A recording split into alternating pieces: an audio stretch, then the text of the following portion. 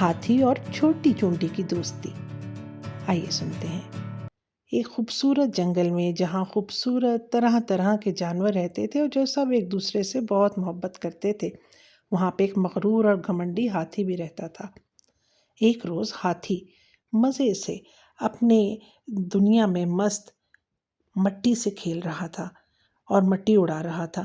پاس ہی ایک چھوٹی چونٹی کا گھر تھا۔ اس نے ہاتھی سے درخواست کی کہ وہ احتیاط کرے، کیونکہ اس کی شرارت سے چونٹی کا گھر ٹوٹ رہا تھا اور خوراک ضائع ہو رہی تھی۔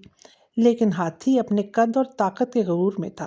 اس نے چونٹی کا مذاق اڑاتے ہوئے کہا، وہ تو اتنی چھوٹی ہے کہ اس کی ایک پھونک سے اڑ جائے گی۔ پاس ہی خرگوش بھی تھا۔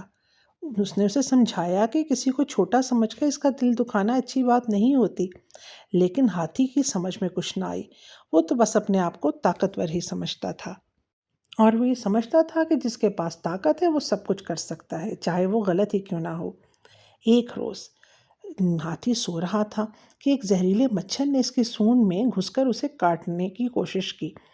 بیچارہ ہاتھی درد سے تڑپ اٹھا اور زور زور سے پکارنے لگا۔ پاس ہی چونٹی موجود تھی جس نے اس کے گھر کو توڑا تھا۔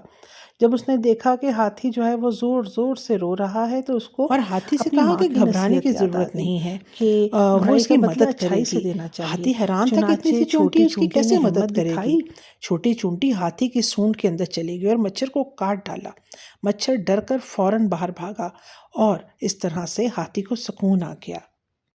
اب اس مغرور ہاتھی کو بھی اپنی غلطی کا احساس ہو گیا تھا، چنانچہ اس نے خرگوش اور چونٹی سے معافی مانگی اور اس نے کہا کہ تم نے میری جان بچائی، حالانکہ تم بہت چھوٹی تھی۔ میں ایسے ہی کہتا تھا کہ چھوٹی چیزیں جو ہوتی ہیں اس کی کوئی حیثیت نہیں ہوتی۔ یقیناً اللہ تعالیٰ نے ہر چیز جو ہے وہ بے فضول نہیں بنائی، ہر چیز کی کوئی نہ کوئی حکمت ہے۔ خرگوش نے کہا، بالکل درست کہا ہاتھی میاں، کبھی کبھی سوئی وہ کام کر جاتی ہے جو تلوار نہیں کر سکتی۔ چنانچہ پھر تمام جانوروں کے ساتھ ہاتھی کی دوستی ہو گئی اور ان سب نے ایک دوسرے کا خیال رکھنے کا وعدہ کیا۔ اس لیے ساتھیوں، کسی کو چھوٹا یا کمزور نہیں سمجھنا چاہیے، کیونکہ اللہ تعالیٰ نے ہر چیز کی کوئی نہ کوئی اہمیت ضرور بنائی ہے، اور نیکی کا بدلہ ہمیشہ نیکی سے دینا چاہیے۔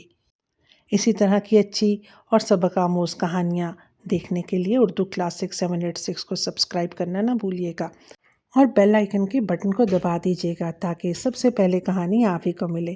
خدا حافظ۔